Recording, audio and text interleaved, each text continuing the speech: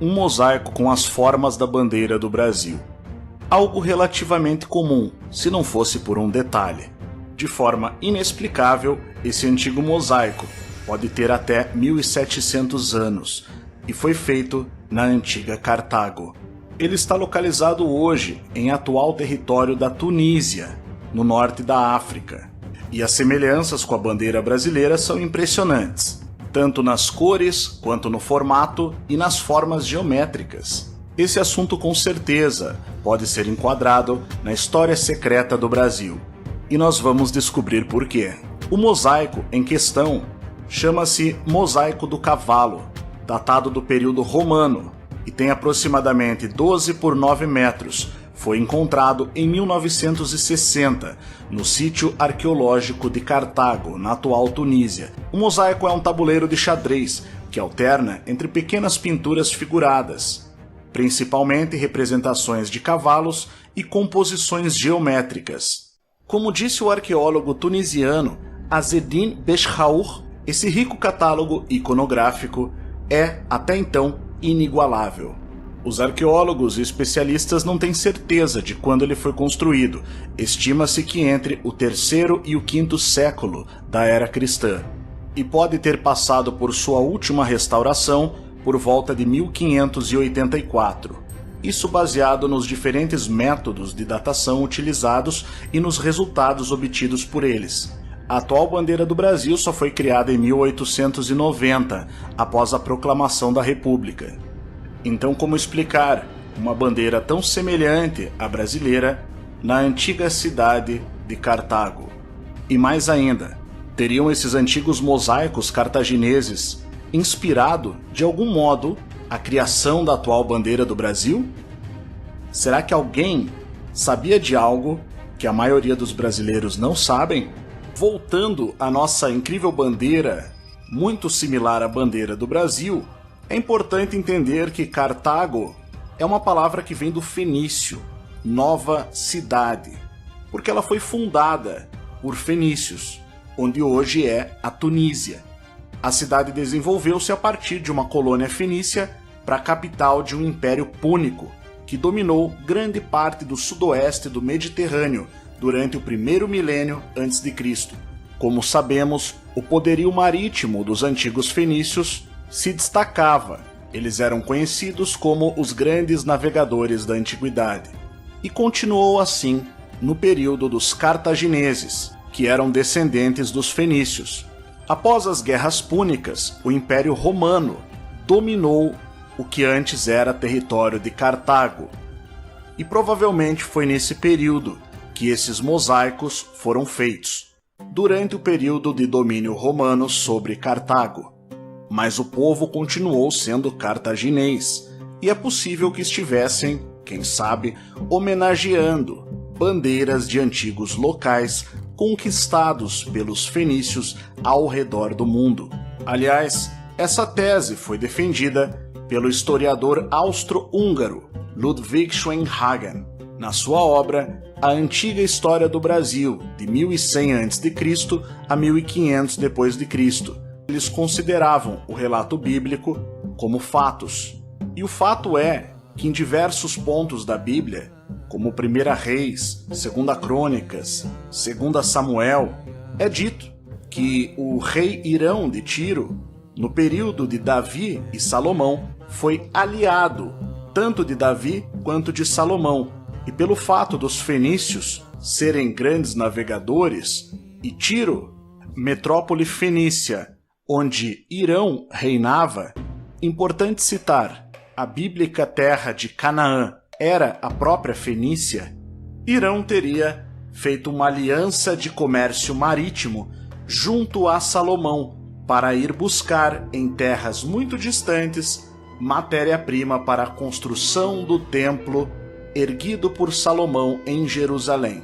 E entre essas matérias-primas foi mencionado o misterioso ouro de Ofir, um ouro que vinha de uma região distante, para onde Salomão, guiado pelas naus fenícias de Irão, viajava para buscar justamente esse ouro para a construção do templo dedicado a Javé, o Deus de Israel.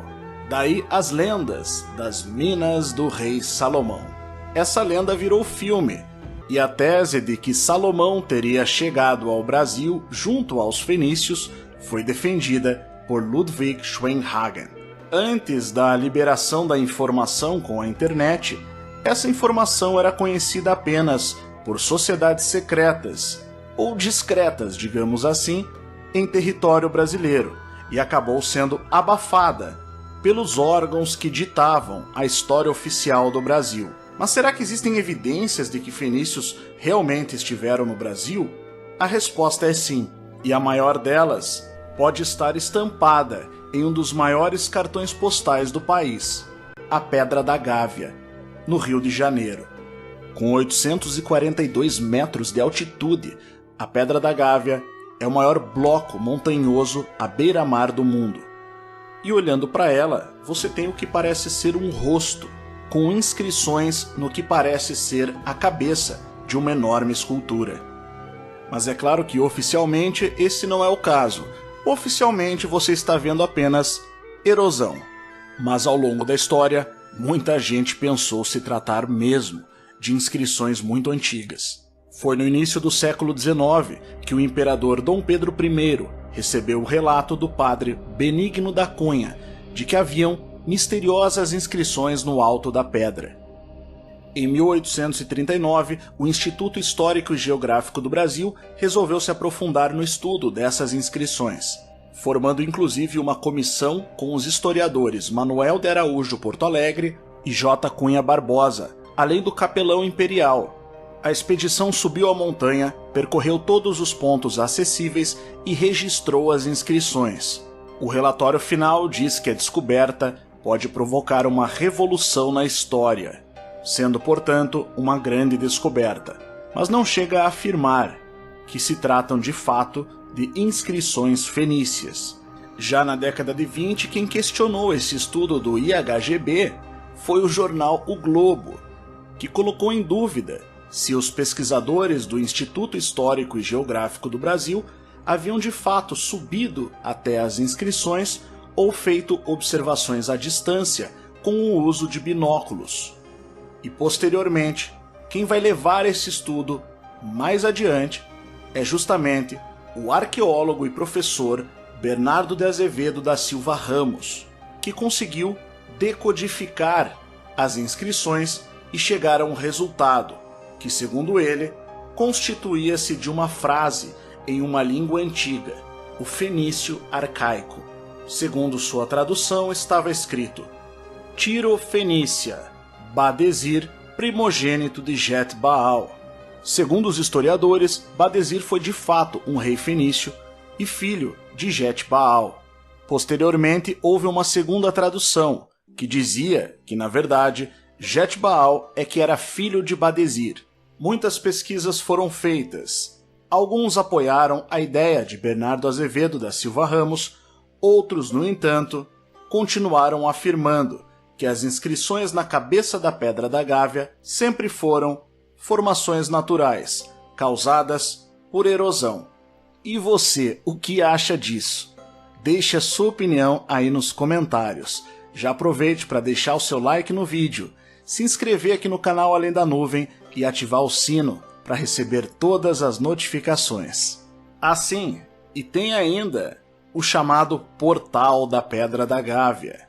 Essa impressionante formação que parece ser uma porta com 15 metros de altura, 7 de largura e 2 metros de recuo, até essa enorme pedra que parece estar tampando alguma entrada, que, diga-se de passagem, muitos já afirmaram ser um portal para Agartha, que levaria a mundos subterrâneos.